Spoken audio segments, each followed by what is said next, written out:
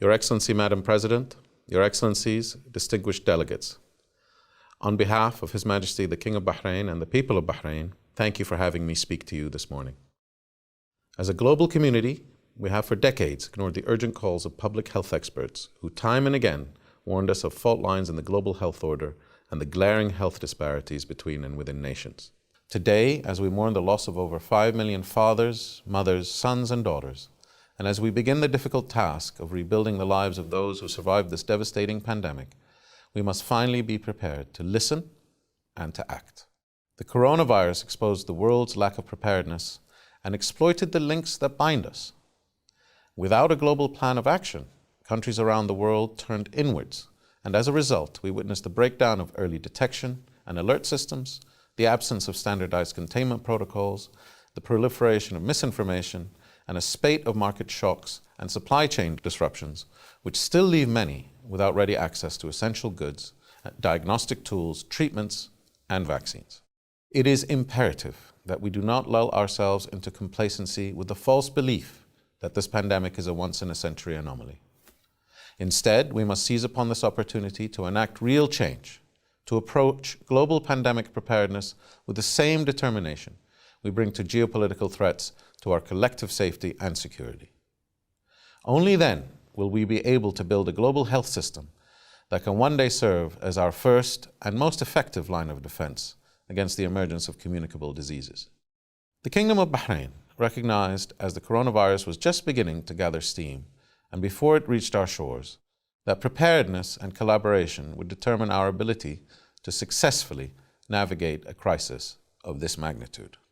A full month before registering our first case, we established a war room that would serve as the nerve center of the country's containment efforts, marshalling resources and people from military and civilian agencies to coordinate a whole-of-country response. Bahrain adopted a policy of radical transparency which fostered a sense of public trust and collective responsibility.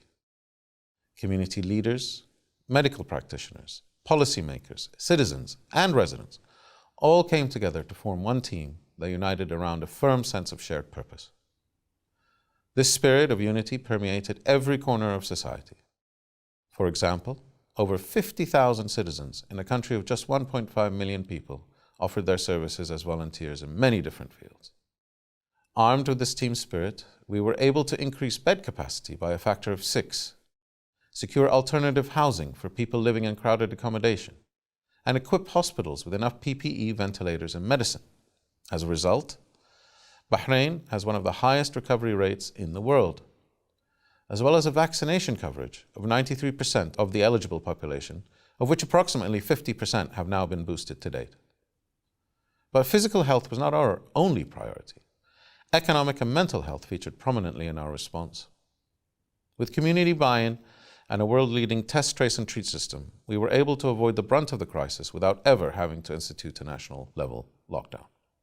Bahrain's efforts, however effective as a national-level response, are no substitute for a global public health system capable of stopping a pathogen in its tracks.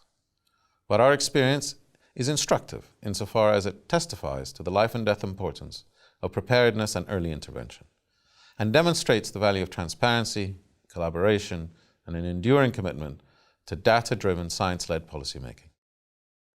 We believe these same principles should guide our discussions here today.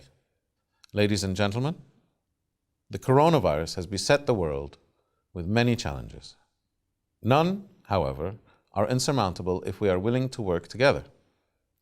Over the last 2 years, we have witnessed scientists from across the world leapfrog years of research to develop highly effective vaccines in record time. And while the pandemic is full of similar moonshot moments, we have to ensure equal and ready access to these game-changing innovations, particularly in the context of new emerging variants.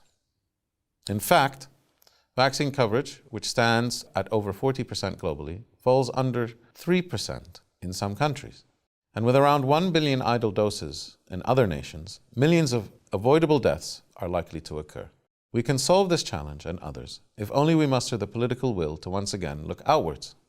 It is our hope that the nations of the world will join forces and heed the lessons of this crisis in pursuit of a united front that serves the moral imperative of protecting present and future generations from the scourge of pandemics.